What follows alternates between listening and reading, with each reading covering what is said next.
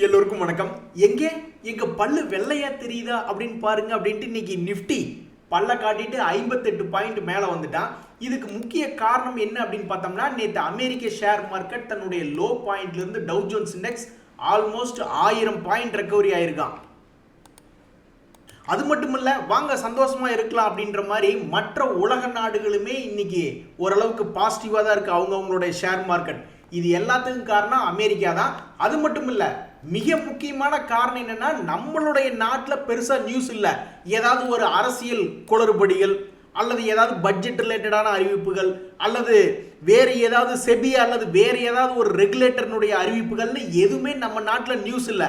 அதனால இந்த அமெரிக்கா பிடிச்சி ஆடிக்கிட்டு இருக்கோம். நம்ம எல்லாரும் இன்னொரு 18 நாள் நாம பொறுத்திருந்தோம்னா இந்த செப்டம்பர் மாதம் முடிஞ்சிடும். அதுக்கப்புறம் அக்டோபர் ஸ்டார்டிங்ல இருந்து நம்ம நாட்டினுடைய குவார்டர்லி ரிசல்ட்ஸ் வர ஆரம்பிச்சிடும். அப்புறம் நம்ம ஜாலியா இருக்கலாம். ஏன்னா ஒவ்வொரு இண்டிவிஜுவல் ஸ்டாக்ஸோட நியூஸை பொறுத்து அவன் ஒரு 15-20% ஏறதோ இறங்குறதோ ரொம்ப தமாசா இருக்கும். நண்பர்களே, ஃபோக்கஸில் இருக்கக்கூடிய ஷேர்கள், அவன் ஜொமேட்டோ டொமேட்டோன்னு யாராக இருந்தாலும் சரி, ஃபோக்கஸில் இருக்கக்கூடிய ஷேர்கள் சில நேரங்களில் தொடர்ந்து ஏறதுக்கு வாய்ப்பு அப்படின்றது அமைஞ்சு வருது. அந்த வகையில் இந்த ஜொமேட்டோ ஷேர் 66லேருந்து ஏற ஆரம்பித்தான். ஏதாவது ஒரு முறை அவன் கீழே 2 days மூவிங் ஏவரேஜ் டச் பண்ணும்பொழுது அவனுடைய மொமெண்டம் கெட்டு போகாமல் இருந்தால் மறுபடி பிக்கப் ஆகி மேல் நோக்கி போறதான். ஸோ அப்போ இந்த ஷேர் 66 ரூபாயிலிருந்து 200 ரூபா வரைக்கும் போயிட்டு மறுபடி 150 ரூபாயில வந்து ஒரு ஆப்பர்ச்சுனிட்டி கொடுத்தான். மறுபடி 150 ரூபாயிலிருந்து இப்போ 282 ரூபா வந்துட்டான். இதே மாதிரி ஃபோக்கஸில் இருக்கக்கூடிய சில ஷேர்கள் நம்ம எடுத்து பார்க்கணும்னு வச்சுங்களேன். ஒரு உதாரணத்துக்கு லிண்டே இந்தியா அப்படின்ற ஒரு ஷேரும் ஒரு ஃபோக்கஸில் இருக்கக்கூடிய ஷேர் தான். இந்த ஷேர் இதுக்கு முன்னாடி இப்போ ஜொமேட்டோ மாதிரியே என்ன ஆச்சு அப்படின்னு பார்த்தீங்கன்னா, 3186 ரூபாயிலிருந்து ஆரம்பிச்சு அவனுடைய ரேலி நிற்காம 7000 வரைக்கும் போயிட்டு மறுபடியும் ஒரு 5000 வரைக்கும் கீழே வந்துட்டு அவனுடைய மொமெண்டம் கெட்டு போகாமல் அங்கிருந்து ஒரு பிக்கப் ஆகி 1000 to 10000 வரைக்குமே போயிருக்கான். 10000 வரைக்கும் போனவன் அப்படியே போக வேண்டியதானே, போகல. ஷேர் ஹோல்டருடைய மனசு சங்கடப்படுற மாதிரி 10,000லேருந்து அவன் பாட்டுக்கு 7600 ரூபாயில வந்து ட்ரேட் ஆகிட்டு இருக்கான். பட் இருந்தாலும் அவனுடைய மொமெண்டம் கடந்த 2 மாதமாக கெட்டு போகல. மறுபடியும் இங்கிருந்து பிக்கப் ஆகி 15000 போக போறானா இல்லை கீழே ஒரு 5000 3000 வந்து ஆப்பர்ச்சுனிட்டி தர போறானா அப்படின்றது பொறுத்து இருந்து பார்க்கணும். ஸோ லிண்டே இந்தியா அப்படின்ற ஷேர் ஒரு முக்கியமான இடத்துல வந்து நிற்கிது. டெசிஷன் எந்த பக்கம் எடுக்க போறான் அப்படின்றது தெரியல. நண்பர்களே, பல ஷேர்கள் வந்து விடா கொண்டனா இருக்காங்க. அதாவது நல்லா மேல் நோக்கி ஏறி வந்துடுறான், அப்புறம் ஒரு ட்ரெண்டிங் கிளி மாதிரி கீழே வந்து மறுபடியும் ஒரு பையிங் ஆப்பர்ச்சுனிட்டி அப்படின்றது நிறைய பேர் கொடுக்கறது இல்லை. மேலே போய் அப்படியே விடா கண்டனா நின்றுறானுங்க கீழே உழுகாம. அந்த வகையில் இந்த எஸ்ஜேவிஎன் அப்படின்ற ஷேர் 2024 ஜனவரி மாதத்துலேயே நல்ல ஒரு உச்சம், அருமையான உச்சம். அதுக்கப்புறம் கீழே ஒரு 60 ரூபா 50 ரூபாய்ன்னு வந்து அவன் வாய்ப்பு கொடுக்கலாம். ஆனால் அந்த வாய்ப்பு கொடுக்க மாட்டேங்கிறான். சரி, தொடர்ந்து மேல் நோக்கி ஏறி ஏற்கனவே இருக்கிற ஷேர் ஹோல்டருக்கு அவன் சந்தோஷம் தரலாம், ஆனால் அந்த சந்தோஷத்தை தர மாட்டேங்கிறான். ஆக மொத்தம் ஒரு 129 to 160 அப்படின்ற ஒரு ரேஞ்சுக்குள்ளேயே இந்த 8 மாசமா ட்ரேட் ஆகிட்டு இருக்கான். இனி மறுபடி கடைசிக்கு பழைய ஹை 200 ரூபா பக்கத்தில் வராட்டியும் பரவாயில்ல, ஒரு 150 ரூபா வந்துச்சுன்னா கூட சந்தோஷமா இருக்கும். ஆனால் எதுவுமே பண்ணாம சந்தோஷத்தையே கொடுக்காம ஒரே இடத்துல உட்காந்துக்கிட்டு இருக்கான். இனி என்ன பண்ண போறான்னு தெரியல. ரொம்ப நாளைக்கு எந்த ஷேரும் ஒரே இடத்துல உட்காந்துருக்க முடியாது. கைப்பிள்ளைக்கே இவ்வளவு பெரிய அடினா அப்ப மற்றவன்லாம் உசுரோடு இருப்பானா அப்படின்ற மாதிரி இன்வெஸ்டர் முதலீட்டாளர்களுக்கு எவ்வளவு மன சஞ்சலம் பாருங்க. நம்மளுடைய நிஃப்டி 50 இண்டெக்ஸ் எப்படி ஒரு கோமாளித்தனமான வேலை நடக்குது பாருங்க. இறங்குறான் ஏறான் இறங்குறான் ஏறான் இறங்குறான் ஏறான் இறங்குறான் ஏறான் அப்படின்ட்டு பயங்கரமான ஒரு வாலட்டிலிட்டி அப்படின்றது நம்மளுடைய ஷேர் மார்க்கெட்ல இருக்கு. ஸோ ட்ரேடிங் பண்றவங்க என்ன பண்றாங்கன்னு தெரியல. அவங்களுக்கு ஸ்டாப் லாஸ் அடிக்குதா இல்லையா அப்படின்றது ரெண்டாவது விஷயம். ஆனா முதலீட்டாளர்கள் இன்வெஸ்ட்மெண்ட் பண்றவங்க இந்த மாதிரி ஒரு அர்த்தமில்லாத ஷேர் மார்க்கெட்டினுடைய மூவ்மெண்ட்டின் போது நம்ம எஸ்ஐபி முறையிலையோ அல்லது ஏவரேஜ் முறையிலையோ தொடர்ந்து ஷேர் மார்க்கெட்டில் பணம் போட்டுக்கிட்டே வந்தால் தான் நம்ம இப்போதைக்கு ஜெயிச்சு கொள்ளக்கூடிய நிலைமையில் இருக்கோம். ஏன்னா நிஃப்டி வந்து தொடர்ந்து ஏற மாட்டேங்குது. இந்த வருஷம் ஸ்டார்டிங்லேருந்து பார்த்தீங்கன்னா கொஞ்சம் நல்லா மேல் நோக்கி ஏறி வந்தான். அப்புறம் எலெக்ஷன் சொல்லி ஒரு மாதிரி படுக்க வச்சு கீழே இறக்கி விட்டாங்க. அப்புறம் மறுபடியும் மேலே வந்துச்சு. இப்போ மறுபடியும் கீழே கொண்டு வந்து நிறுத்தி வச்சிருக்காங்க. ஸோ இந்த ஒரு 6 மாசமா ஷேர் மார்க்கெட்டினுடைய சூழ்நிலை சரியில்லாத போது நம்ம எஸ்ஐபி அல்லது ஏவரேஜ் முறையிலான ஸ்ட்ராட்டஜி அப்ளை பண்ணால் மோஸ்ட்லி ஜெயிச்சு வரக்கூடிய வாய்ப்பு இருக்கு. நண்பர்களே, ஒரு சின்ன சந்தோஷம் பெரிய சோகம் அப்படின்ற ஒரு நியூஸ் இருக்கு. ரெண்டுமே ஒரே ஷேர்ல தான் இருக்கு. அதாவது ஸ்ரீ திருப்பதி பாலாஜி அக்ரோ ட்ரேடிங் அப்படின்ற கம்பெனியினுடைய கிரே மார்க்கெட் பிரீமியம் எல்லாம் ஆரம்பத்தில் 36% பக்கம் கிடைக்கக்கூடிய வாய்ப்பு இருந்ததாக காமிச்சுது. அப்புறம் மார்க்கெட்டினுடைய சூழ்நிலையெல்லாம் கொஞ்சம் சுமாராக தான் இருந்தது. இருந்தாலும் இது ஒரு 30% மேலே வருமா அப்படின்ற எதிர்பார்ப்பு தான் கிரே மார்க்கெட் பிரீமியமில் ப்ரெடிக்ஷனில் போய்கிட்டு இருந்தது. கடைசியில் பார்த்தா அவன் லிஸ்டிங் 8% லிஸ்டிங் ஆகி இப்போ அப்பர் ஃப்ரீஸ் ஆகி 13% ட்ரேட் ஆகிட்டு இருக்கான். ஒன்றுமே சந்தோஷம் இல்லாதவங்க அப்படிங்கிறவங்களுக்கு இந்த 13% லாபம் அப்படின்றது ஒரு பெரிய சந்தோஷம் தான். பட் 30% லாபம் எதிர்பார்த்துட்டு இருந்தவங்களுக்கு இந்த 10% லாபம் என்பது ரொம்ப ரொம்ப கம்மியான சந்தோஷம். நண்பர்களே, மிகப்பெரிய IPO Bajaj housing finance IPO இன்னைக்கு உள்ள அலாட்மெண்ட் ஸ்டேட்டஸ் வந்துடும் நினைக்கிறேன். அது கூட வந்த மற்ற சிறு சிறு ஐபிஓக்கள் கிராஸ் லிமிடெட் டோலின்ஸ் பற்றி நம்ம அதிகமாக பார்க்கவே இல்லை. ஆனால் இந்த பிஎன் கேட்ஜில் ஜுவல்லர்ஸ் அப்படின்ற ஐபிஓ வந்து இப்போதை வரைக்கும் சிறப்பாக போயிட்டு இருக்கு. அவனுடைய லாஸ்ட் டேட் இன்னைக்கு. இவனுடைய கிரே மார்க்கெட் ப்ரீமியம் என்பது ஆல்மோஸ்ட் 60% பக்கம் போய்கிட்டு இருக்கு. ஸோ இந்த ஐபிஓ கிடைச்சவங்களுக்கு கண்டிப்பாக சந்தோஷம் வரக்கூடிய வாய்ப்பு அப்படின்றது அதிகம். நான் இந்த ஆர்த்தி ட்ரக்ஸ் நியூக்ளியஸ் எல்லாம் வந்து பைபேக் அப்ளை பண்ணாமல் இருந்தேன். அது ஏன்டா அப்ளை பண்ணணுன்னு தான் நான் இருந்தேன். பட் இருந்தாலும் ஏதோ கிடைக்கக்கூடிய பணத்தை ஏன் விடணும் அப்படின்ற மாதிரி இந்த பெண்டிங் இருந்த பைபேக்ஸ்லாம் அப்ளை பண்ணி விட்டேன். நண்பர்களே, ஷேர் மார்க்கெட்டில் ஒரு காலத்தில் ஃபோக்கஸில் இருந்த ஷேர் தான், ஆனால் இப்போ கீழே இறங்கி கிடக்கிறான் அப்படின்ற மாதிரி ஒரு ஷேர் நியூஸ் ஒன்று இருக்குது. அதாவது கிரெடிட் ஏசிசி கிராமின் அப்படின்ற ஒரு ஷேர் நியூஸ். அவன் இதுக்கு முன்னாடி ஃபோக்கஸில் இருந்த ஷேர் தான், இறங்குறப்போலாம் மறுபடி திரும்பி ஏறக்கூடிய சக்தி அப்படின்றது இந்த ஷேருக்கு இருந்திருக்கு தான். ஸோ இப்போ ஒரு சமீபத்தில் வந்து பார்த்தோம்னாக்கா ஒரு லோ ரேட் அப்படின்றது தான் இருக்கா. இங்கிருந்து எப்போ பிக்கப் ஆகி மேலே தன்னுடைய ரேட் 1500 அதுக்கும் மேலே 2000 ரூபாய் எப்போ வருவான்னு தெரில. பட் வர்ற மாதிரி இருந்தால் இந்த கம்பெனி மேபி இதுக்கு முன்னாடி எப்படி பணம் சம்பாரிச்சு கொடுத்தானோ அது மாதிரி முதலீட்டாளர்களுக்கு பணம் சம்பாரிச்சு கொடுக்கக்கூடிய வாய்ப்பு இருக்குது. இங்கே பாருங்க நண்பர்களே, முக்கியமான நியூஸு. நம்ம வந்து இந்த எம்டிஎன்எல் பிஎஸ்என்எல் எதுவும் பெருசாக பர்ஃபார்மன்ஸ் பண்ணல ப்ரைவேட் செக்டரோட அப்படின்ற மாதிரி நம்ம யோசிச்சுக்கிட்டு இருப்போம். ஆனால் அவங்ககிட்ட இருக்கக்கூடிய சொத்து மதிப்பில் பாருங்க. அதாவது ஒரு நியூஸ் ஒன்று வருது, எம்டிஎன்எல் அப்படிங்கிறவங்களுக்கு என்பிசிசி இந்தியா, என்பிசிசியும் பெரிய கம்பெனி தான், அவங்க எம்டிஎன்எல் கிட்ட இருக்கக்கூடிய ஒரு லேண்ட் பார்சலில் ஒரு ப்ராஜெக்ட் ஒன்று டெவலப் பண்ணி தர்றோம் அப்படின்ற மாதிரி சொல்லியிருக்காங்க. கடைசியில் அந்த ப்ராஜெக்டுடைய மதிப்பு என்ன அப்படின்னு பார்த்தா 1600 கோடி. அப்போ இது இவங்க டெல்லியில் வச்சிருக்கிற இடம் மாதிரி இன்னும் இந்தியாவில் வந்து அல்லது மகாராஷ்டிராவில் அப்படி இப்படின்னு எங்கேயாவது ஏகப்பட்ட இடங்களை வச்சிருந்தா எம்டிஎன்எல்ல விடுங்க. பிஎஸ்என்எல்லை பற்றி பேசிக்கிட்டு இருக்கோம். எனக்கு தெரிஞ்சு பிஎஸ்என்எல்லுக்கு திருப்பூர்லேயே கிட்டத்தட்ட சிட்டி சென்டருக்குள்ளேயே 2 ஏக்கருக்கு மேலே இடம் இருக்கிறது எனக்கு ஞாபகம். ஸோ அப்போ பொதுத்துறை கம்பெனிகளில் நிறைய கம்பெனிகள் இயங்கலினா கூட பரவாயில்ல, என்னைக்காவது ஒரு நாள் அதனுடைய சொத்துக்களை விற்றாவே அதெல்லாம் பெரிய அழகாயிரு அப்படின்ற மாதிரியான ஒரு மனநிலைமை. சூப்பருங்க, அடிச்சுதுங்க லக்கி பிரைஸ். ஒரு நண்பர் சொல்லிட்டே இருந்தார், நான் வருண் பிவரேஜஸ்ல ரொம்ப ஹெவியாக எடுத்து வச்சிருக்கேங்க இந்த ஸ்பிளிட்டுக்காண்டி. ஆனால் அந்த ஸ்பிளிட் நியூஸ்ல இருந்து அது சுமாராக இருக்கு அல்லது கீழே போய்கிட்டே இருக்கு, என்னங்க கொடுமையா இருக்குன்னு அவன் புலம்பிக்கிட்டே இருந்தார். இன்னைக்கு அவருடைய தாகம் தீர்ந்ததா அப்படின்ற மாதிரி கடந்த 5 நாட்கள்ல பார்க்கும்பொழுது இந்த ஸ்பிளிட்டை விட்டுருங்க அல்லது கடைசிக்கு இன்னைக்கு இந்த ஒரு நாள்ல பாருங்க, இன்னைக்கே ஆல்மோஸ்ட் 5% கெயின் வருண் பிவரேஜஸ்.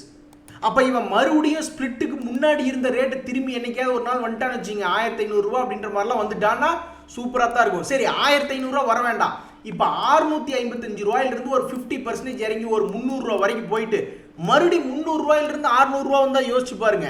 அப்போ ஏற்கனவே வாங்கின விலை எந்த விதமான ரிட்டர்னும் வரல, ஆனால் கீழே போயிட்டு 300 ரூபாய்க்கு வாங்கினது 600 ரூபா வந்துச்சுன்னா அப்போ அதில் 100% லாபம் ஆயிடுமே. ஸோ எப்படி பார்த்தாலும் இந்த வருண் பிவரேஜஸ் அடுத்து வரக்கூடிய 2-3 வருடங்களில் ஏதாவது ஒரு வகையில் ஒன்றா கீழே போயிட்டு மேலே வந்து பணத்தை டபுள் பண்ணி விட போகிறானா, இல்லை 600 ரூபாயிலிருந்து அவனுடைய பழைய ரேட்டு ஸ்பிளிட்டுக்கு முன்னாடி இருந்த 1500 ரூபா பக்கத்தில் வந்து ஒரு மிகப்பெரிய மல்டி பேக்கர் ஆக போகுதா அப்படின்றது பொறுத்திருந்து தான் பார்க்கணும். இது போன்ற ஷேர்களுடைய ரிசல்ட்டை நம்ம தெரிஞ்சுக்கணும்னா 6 மாதம், 1 வருஷம், 2 வருஷம் அல்லது 3 வருஷம் அப்படின்ற மாதிரி ஆகும். சும்மா வருவாளா சும்மாரி ஒரு 6 மாதத்துக்குள்ளேயும் நம்மளுக்கு பணத்தை டபுள் பண்ணி விட்டுருவானா அப்படின்ற மாதிரி எதிர்பார்க்கறதுல ரொம்ப தவறாக தான் நான் பார்க்குறேன். இது மாதிரி ஸ்டாண்டர்டான கம்பெனிகளில் இப்படி தான் நான் ரிலையன்ஸில் போனஸ் அப்படின்ற ஒரு நியூஸுக்காக நான் ஒரு 2-3 ஷேர் எடுத்து வச்சேன். கடைசியில் பார்த்தா அது இப்போ வரைக்கும் ஒரு 5% கும்பா பாடிட்டு தான் இருக்குது. இன்னைக்கு ஹொனாசா அப்படின்ற ஷேர் ஒன்று எடுத்து பார்த்துக்கிட்டு இருந்தேன். இன்னைக்கு ஏறின மார்க்கெட்டில் இறங்கி இப்போ அவன் யாருக்கெல்லாம் மனசை நோகடிச்சிட்டு இருக்காங்க அப்படின்ற ஷேர் எடுத்து பார்த்துக்கிட்டு இருந்தேன். அதில் இந்த மாமா எர்த் அதாவது ஹொனாசா கன்சியூமர்னு சொல்லப்படக்கூடிய ஷேர் வந்து இன்னைக்கு ஆல்மோஸ்ட் 5% இறங்கியிருக்கு. இதுக்கு முக்கிய காரணம் அந்த ஷேரில் நடந்திருக்கக்கூடிய லார்ஜ் டீல்ஸ் அப்படின்றதான் காரணம். சுஸ்லான் ஷேர்லாம் வேற லெவலில் போயிட்டு இருக்கு. அவனுக்கு போட்டியாக ஏதாவது ஷேர் இருக்கு அப்படின்னா இந்த ஐநாக்ஸ் விண்ட் அப்படின்ற ஷேர் அப்பப்போ இடையில ஊடால வந்துடும். அவனுக்கு போட்டியாக இருக்கிற யாராவது லிஸ்ட் எடுத்து பார்க்கல. அந்த ஐநாக்ஸ் விண்ட் இன்னைக்கு பாசிட்டிவ்ல வந்திருக்கா. எதுக்கு என்ன காரணம் அப்படின்னா அவங்க ஒரு 350 கோடி பணம் ரைஸ் பண்ணியிருக்காங்க அப்படின்ற ஒரு நியூஸ்னால. ஸோ இந்த ஐநாக்ஸ் விண்ட் ஷேர் வச்சிருக்கிறவங்களுக்கு இது ஒரு சந்தோஷமான செய்தி. அது மட்டும் இல்ல, நசாரா டெக்னாலஜிஸ் இன்னைக்கு ஒரு 3.5% ஏறி இருக்கான். அதுல ஒரு நல்ல செய்தி என்ன அப்படின்னு பார்த்தோம்னா, ஸ்போர்ட்ஸ் பிளாட்ஃபார்ம்ல அவங்க கொஞ்சம் அக்வசிஷன் பண்ணியிருக்காங்க அப்படின்ற ஒரு நியூஸ் வருது. இந்த நசாரா டெக்னாலஜிஸ் உங்களுக்கு ஞாபகம் இருக்கா? சமீபத்தில் இந்த ஜீரோதால இருக்கக்கூடியவங்க இதுல இன்வெஸ்ட்மெண்ட் பண்ணாங்க. அந்த சமயத்தில் இந்த ஷேர் 600 ரூபா ரேஞ்சில் இருந்தது. அப்ப 600 ரூபாயிலிருந்து இப்ப 1000 ரூபா வந்திருக்காங்கன்னா ஆல்மோஸ்ட் அவங்களுக்கு எல்லாம் போட்ட பணத்துல 40% பக்கம் லாபம் அப்படின்றது வந்துருச்சு. அவங்க நம்மள மாதிரி சும்மா ஒரு 1000 2000 வாங்கக்கூடிய ஆட்கள் கிடையாது. இந்த நசாரா டெக்னாலஜிஸ்ல பார்த்துருவோமா ஜீரோதா எவ்வளவு இன்வெஸ்ட்மெண்ட் பண்ணாங்க அப்படின்ட்டு. கிட்டத்தட்ட ஒரு 100 கோடி மதிப்பிலான இன்வெஸ்ட்மெண்ட் அப்படின்ற மாதிரி நம்மளால படிக்க முடியுது. அப்ப 100 கோடி இப்ப எவ்வளவு கோடி ஆயிருக்கும்னா ஒரு 140 கோடி ஆயிருக்கும். சாலி தான். வாழ்க்கையில எத்தனையோ உதாரணங்களுக்கு நம்ம பிராக்டிக்கல் எக்ஸாம்பிள் பார்க்க முடியாம இருக்கும். ஆனா ஷேர் மார்க்கெட் அப்படி கிடையாது. இந்த ராமகிருஷ்ணா ஃபோர்ஜிங்ஸ்னு ஒரு கம்பெனி, இரும்படிக்கிற இடத்துல ஈக்கெண்ணையா வேலை அப்படின்ற மாதிரி, இரும்பு சம்பந்தப்பட்ட இடத்துல ஈக்கெண்ணையா வேலை அப்படின்ற மாதிரி இந்த குளோப் ஆல் இந்தியா சர்வீசஸ் அப்படின்ற ஒரு டிராவல் ஏஜென்சி, இந்த ஷேர் அவங்க கிட்ட இருந்திருக்கு இந்த கம்பெனி. அதை வந்து இப்போ அவங்க யாத்ரா ஆன்லைன் அப்படின்றவங்களுக்கு ஒரு 128 கோடிக்கு வித்து விட்டுட்டாங்க. ஸோ இந்த நியூஸ்னால காலையில் ராமகிருஷ்ணா ஃபோர்ஜிங்ஸ் நல்லா பாசிட்டிவ் தான் இருந்தா, அதுக்கப்புறம் கொஞ்சம் சரிவடைஞ்சிட்டு இப்போ மறுபடியும் பாசிட்டிவ்ல தான் இருக்கு இந்த ஷேர். ஒரு அதானி குரூப் ஷேர் என்றும் பாராமல் இப்படி ரொம்ப நாளைக்கு நீட்டிப்படுத்தி வச்சிருக்கீங்களேப்பா அப்படின்ற மாதிரி இந்த அதானி டோட்டல் கேஸ், அதானி குரூப்ல பல செய்திகள் வருது, அவன் ஏறி இறங்குறான், எல்லாம் ஓகே, பல ஷேர்கள் ஏறி இறங்குது. ஆனா இந்த அதானி டோட்டல் கேஸ் சமீப காலமாக ஒரு 3 மாசமாக தொடர்ந்து சரிவடைக்கூடிய நிலைமையிலேயே கீழே போய்கிட்டு இருக்கான். என்னைக்கு இவன் எந்திரிச்சு வர போறான்னு தெரியல.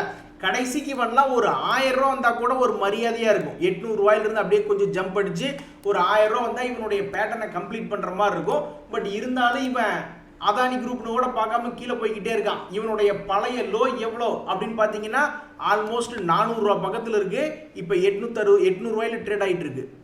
நண்பர்களே, ரூட் மொபைலில் அந்த ப்ரொமோட்டர் வந்து கொஞ்சம் ஷேர்ஸ் விற்கிறாங்க. இது ஒரு நல்ல விஷயமா தான் மார்க்கெட் எடுத்திருக்கு. என்ன காரணம்னா இப்போ 1668 ரூபா ரூட் மொபைல் இருக்கு. அவங்க விற்கிறது வந்து எதுக்காக விற்கிறாங்க அப்படின்னு பார்த்தீங்கன்னா, அந்த ஷேர் ஹோல்டிங் பேட்டர்ன் செபி சொல்லக்கூடிய நாம்ஸ் படி இருக்கணும், minimum public share holding pattern வரணும் அப்படின்றதுக்காக விற்கிறாங்க. அதனால இந்த ஷேர் மார்க்கெட் ரூட் மொபைலுக்கு எந்த விதமான பிரச்சனையும் ஏற்படுத்தி உள்ள 2% மேல் நோக்கி ஏறித்தான் இருக்கு.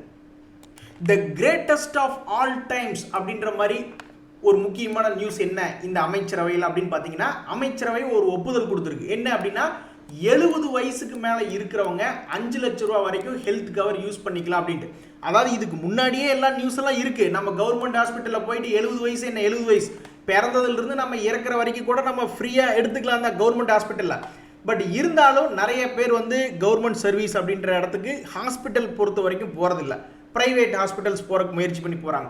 அப்போ 70 வயசுக்கு மேலே இருக்கிறவங்களுக்கு ஹெல்த் கவர்லாம் எடுக்க போகணுன்னா ரொம்பவுமே எக்ஸ்பென்சிவாக இருக்குது.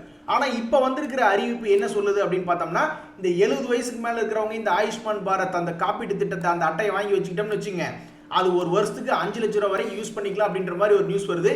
இந்த நியூஸ் வந்து நம்மளுடைய ஷேர் மார்க்கெட்டுக்கு நல்ல நியூஸ் தான். ஆனால் தனிப்பட்ட ஷேர்களுக்கு இது வந்து ஒரு கும்பா நியூஸ். நான் முக்கியமாக இந்த ஸ்டார் ஹெல்த் இன்சூரன்ஸ் ஷேர் என்ன பண்ணுது அப்படின்ற மாதிரி தான் போய் பார்க்கலான்ட்டு போய் பார்த்தேன். அது இன்ஃபேக்ட் நெகட்டிவ்ல இருந்துட்டு மறுபடியும் பாசிட்டிவ் போயிட்டு அப்புறம் மறுபடியும் நெகட்டிவ்ல தான் வந்திருக்கான்.